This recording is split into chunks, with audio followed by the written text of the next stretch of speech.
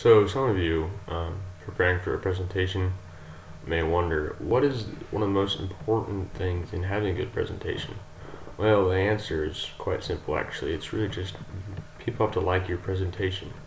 One of the best ways to do that is to tell a story, because a story, it can captivate your audience, and they just are caught up in your story. They don't even realize that you're trying to share your ideas. Brian Stevenson, the speaker who earned the longest standing ovation in TED history, spent 65% of his presentation telling stories. One of the things that's emerged in my short time here is that TED has an identity.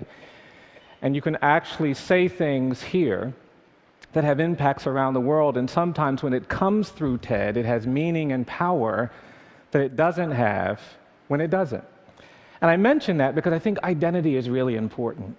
And we've had some fantastic presentations, and I think what we've learned is that if you're a teacher, your words can be meaningful, but if you're a compassionate teacher, they can be especially meaningful. If you're a doctor, you can do some good things, but if you're a caring doctor, you can do some other things. So I want to talk about the power of identity. And I didn't learn about this actually practicing law and doing the work that I do. I actually learned about this from my grandmother. I grew up in a house that was the traditional African-American home that was dominated by a matriarch, and that matriarch was my grandmother. She was tough, she was strong, she was powerful. She was the end of every argument in our family. She was the beginning of a lot of arguments in our family.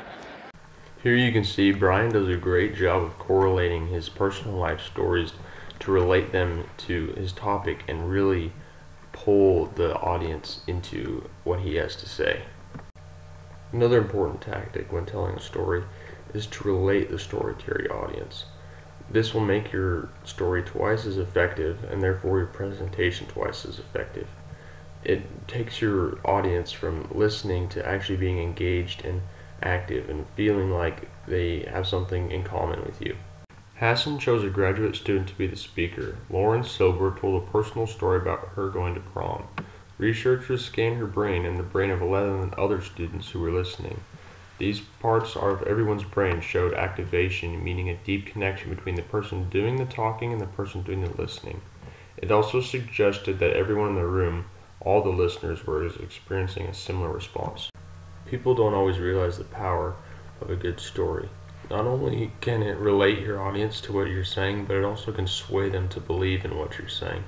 So the next time that you're presenting, remember to include a story.